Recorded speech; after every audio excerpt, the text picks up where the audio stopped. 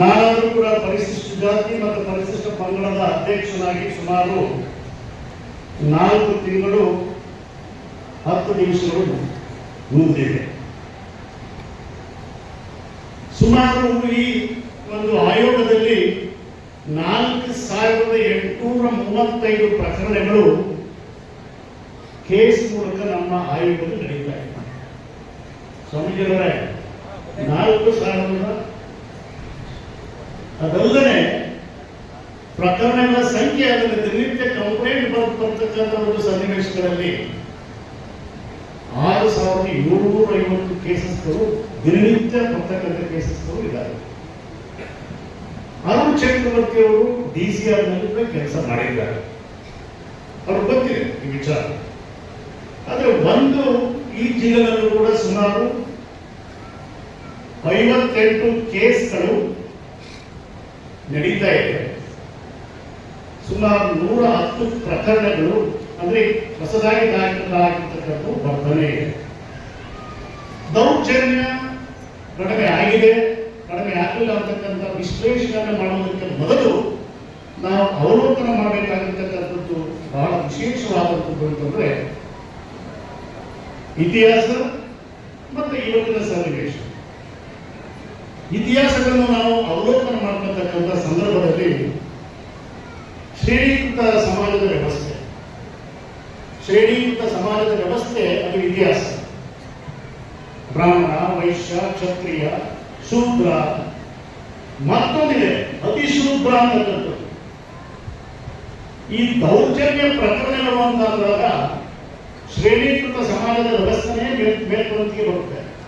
ಕಾರಣ ಏನಂತಂದ್ರೆ ಶೂದ್ರ ಅತಿಶೂದ್ರ ಅಂತಕ್ಕಂಥದ್ದು. ದೌರ್ಜನ್ಯ ಸರ್ವೇ ಸಾಮಾನ್ಯವಾಗಿ ಎಲ್ಲಾ ವರ್ಗಗಳಲ್ಲೂ ನಡೆಯುತ್ತೆ. ಆದರೆ ಅಸ್ಪೃಶ್ಯತೆ ಮಾತ್ರ ಈ ದೇಶದಲ್ಲಿ ಇರತಕ್ಕಂಥದ್ದು 2 ಸಮಾಜಕ್ಕೆ ಮಾತ್ರ ನಿಮ್ಗೆ ಗೊತ್ತಿದೆ. ಅದು ಅಸ್ಪೃಶ್ಯ ಸಮುದಾಯ ಯಾವುದು, ಇದನ್ನ ಯಾವ ರೀತಿ ತಡೆಗಟ್ಟಬೇಕು, ಮತ್ತು ದೌರ್ಜನ್ಯ ಯಾವ ರೀತಿ ತಡೆಗಟ್ಟಬೇಕು ನಾವು ಅಂತಕ್ಕಂಥದ್ದು ಕೂಡ ಮಾರ್ಮಿಕವಾಗಿ ನಾವು ಯೋಚನೆ ಮಾಡಬೇಕಾಗಿದೆ. ದೌರ್ಜನ್ಯ ಪ್ರಕರಣಗಳು ಅಂದ ಕೂಡಲೇ ಅದು 1 ಅಲ್ಲ 2 ಅಲ್ಲ 3 ಅಲ್ಲ. ನಿಮ್ಗೆ ಹೇಳ್ತೇನೆ, ಇವತ್ತೇನಾದ್ರೂ ಕೂಡ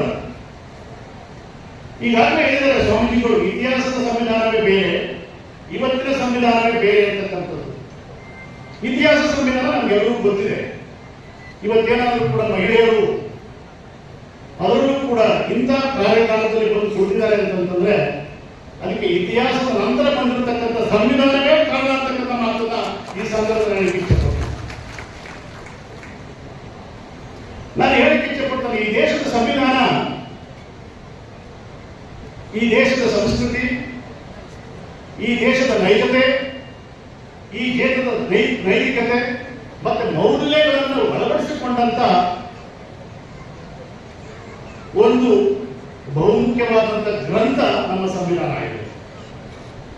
ಇದನ್ನು ಅವಲೋಕನ ಮಾಡತಕ್ಕಂಥ ಒಂದು ವ್ಯವಸ್ಥೆ ನಾವು ಯೋಚನೆ ಮಾಡಿದಾಗ ಕಾನೂನು ಕಟ್ಟಡಗಳು ಇಷ್ಟು ಗಟ್ಟಿಯಾಗಿದ್ರು ಕೂಡ ಇವತ್ತು ಕೂಡ ದೌರ್ಜನ್ಯ ಪ್ರಕರಣಗಳು ಯಾಕಪ್ಪ ಹೆಚ್ಚಾಗ್ತದೆ ಅಂತಕ್ಕಂಥ ನಾವು ಯೋಚನೆ ಮಾಡೋದು ಅಂತಂದ್ರೆ ಮತ್ತೆ ಬರ್ತಕ್ಕಂಥದ್ದು ನಮಗೆ ಹಳೆಯ ಸಂವಿಧಾನವೇ ನೆನಪು, ಶ್ರೇಣೀಕೃತ ಸಮಾಜದ ವ್ಯವಸ್ಥೆಯೇ ನಮಗೆ ನೆನಪು. ಅದಕ್ಕೋಸ್ಕರ ನಾನು ಹೇಳೋದಿಷ್ಟೇ, ದೌರ್ಜನ್ಯ ಪ್ರಕರಣಗಳು ಅಂತಕ್ಕಂಥ ವಿಚಾರವನ್ನು ನಾವು ಗಮನದಲ್ಲಿಟ್ಕೊಂಡಾಗ ಮೌಲ್ಯಗಳು ಈ ರಾಷ್ಟ್ರದಲ್ಲಿ ಕುಂಠಿತ ಆಗ್ತದೆ. Education is only primary aspect ಅಂತ ಹೇಳಿದ್ರು ಬಾಬಾ ಸಾಹೇಬ್ ಅಂಬೇಡ್ಕರ್.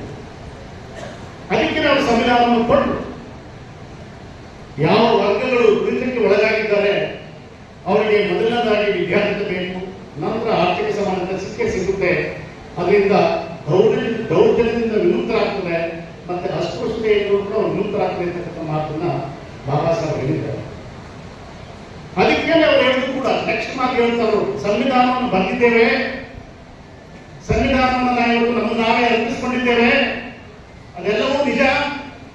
ಆದರೆ ಒಂದು ಮಾತನ್ನ ಬಹಳ ದುಃಖದಿಂದ ಹೇಳ್ತಾರೆ ಅವರು, ಈ ದೇಶದಲ್ಲಿ ನಮ್ಮ ಬಲಿಷ್ಠ ಸಂವಿಧಾನ ಇದೆ, however the best is the constitution ಅರ್ಥ ಮಾಡಿಕೊಂಡಿದ್ದಾರೆ ಅವರು ಕೂಡ. however the best is the constitution, if the implementing thoughts are not implementing it properly, the constitution is not useful at all.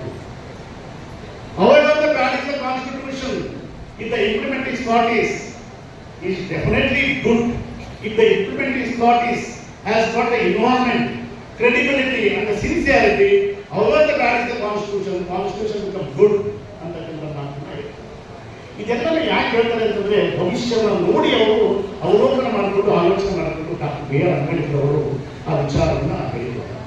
ಅದಕ್ಕೆ ಇತಿಹಾಸಕಾರರು ಮತ್ತೆ ನಮ್ಮಲ್ಲಿರ್ತಕ್ಕಂಥ ಮಹಾನ್ ವ್ಯಕ್ತಿಗಳು, ಇತಿಹಾಸಕಾರ ಆಗಿರ್ಬೋದು, ಮಹಾನ್ ವ್ಯಕ್ತಿಗಳಾಗಿರ್ಬೋದು, ಈಗ ನಾವು ಹೇಳೋದು ನಮ್ಮ ಸ್ವಾಮೀಜಿಗಳು ಕನಕದಾಸರು ಕುಲವೆಂದು ಯಾಕೆ ಹೇಳೋದಾಗ್ತದೆ ಅಂತಕ್ಕಂಥ ಮಾತನ್ನು ಭಕ್ತಿ ಭಂಡಾರಿ ಬಸವಣ್ಣನವರು ಹೇಳ್ತಾರೆ, ಇವನ್ ಯಾರವ ಇವ ಎಮ್ಮವ ಅಂತ. ನಾರಾಯಣ ಗುರುಗಳು ಕೂಡ ಅದನ್ನೇ ಹೇಳ್ತಾರೆ, ಕುವೆಂಪು ಅವರು ಕೂಡ ಅದನ್ನೇ ಹೇಳ್ತಾರೆ. ಪುತ್ನೂರು ರಂಗರಾವ್ ಒಬ್ಬ ಬ್ರಾಹ್ಮಣ, ಅವ್ರು ಹೇಳ್ತಾರೆ, ಈ ದೇಶದಲ್ಲಿ ನಮ್ಮ ಊರಿನಲ್ಲಿ ನಮ್ಮಲ್ಲಿರ್ತಕ್ಕಂಥ ಅಸ್ಪೃಶ್ಯ ಸಮುದಾಯದ ವ್ಯಕ್ತಿ ವಿದ್ಯಾವಂತನಾಗಿ ಒಬ್ಬ IAS ಆಫೀಸರ್ ಆಗಿ ನಮ್ಮ ರೋಡ್ನಲ್ಲಿ ಕಾರ್ನಲ್ಲಿ ಬಂದು ಆ ಧೂಳು ನನ್ನ ಮುಖಕ್ಕಾದ್ರೆ ನನಗೆ ಅಷ್ಟು ಸಂತೋಷ ಆಗುತ್ತೆ ಅಂತಕ್ಕಂಥ ಮಾತನ್ನ ಕೂತ್ಕೊಳ್ಳೋದಂತ. ಇವೆಲ್ಲವೂ ಕೂಡ ನಮ್ಮ ಕಣ್ಮುಂದೆ ಇದೆ. ಎಲ್ಲ ವರ್ಗದಲ್ಲೂ ಕೂಡ ಒಳ್ಳೆಯವರಿದ್ದಾರೆ, ಎಲ್ಲ ವರ್ಗದಲ್ಲೂ ಕೂಡ ಕೆಟ್ಟವರಿದ್ದಾರೆ. When there is a good, there is a bad. When there is a bad, there is always a worse.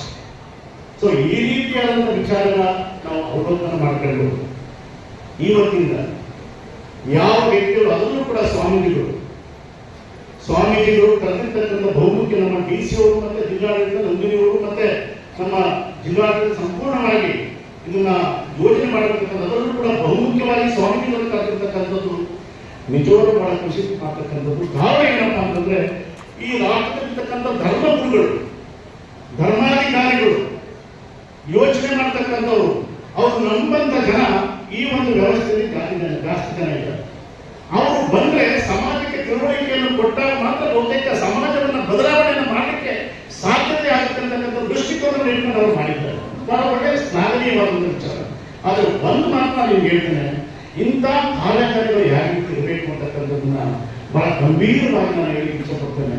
ಮಾಡಿದ್ದಾರೆ ಒಳ್ಳೆಯ ಕೆಲಸ. ಆದರೆ ಇಂಥ ಕಾರ್ಯಕಾರಿಗಳು ಎಲ್ಲಿ ನಡೀಬೇಕಪ್ಪ ಅಂತಂದ್ರೆ ಆಕ್ಚುಲಿ ನಾವು ಹೇಳ್ತೇವೆ, ಇವತ್ತು ಬಂದಿರ್ತಕ್ಕಂಥ ಹೆಣ್ಮಕ್ಳು ಈ ದೇಶದಲ್ಲಿ ಎಲ್ಲೇ ಅರಾಜಕತೆ ಆದರೂ ಕೂಡ ಹೆಣ್ಮಕ್ಳ ಮೇಲೆ ಅರಾಜಕತೆ ಆಗುತ್ತಾ, ಹೆಣ್ಮಕ್ಳ ಮೇಲೆ ತೊಂದರೆ ಆಗುತ್ತಾ, ರೇಪ್ಗಳಾಗುತ್ತಾ, ರೈತರ ಮೇಲೆ ಗಲಾಟೆ ಆಗುತ್ತಾ, ಮತ್ತೆ ಯಾವುದೇ ಗಲಾಟೆಗಳಾಗುತ್ತಾ, ಮತ್ತೆ ಎಲ್ಲರೂ ಜನಗಳ ದೊಡ್ಡ ಸುಗಿಸ್ತಾ ಇದ್ದಾರ, ಎಲ್ಲ ಬರ್ತಕ್ಕಂಥ ಒಂದು ಸನ್ನಿವೇಶ ಇರ್ತಕ್ಕಂಥದ್ದು ಸಂವಿಧಾನದ ಪುಸ್ತಕವನ್ನು ಡಾಕ್ಟರ್ ಬಿ ಆರ್ ಅಂಬೇಡ್ಕರ್ ಮುಖಂಡಿದ್ದಾರೆ.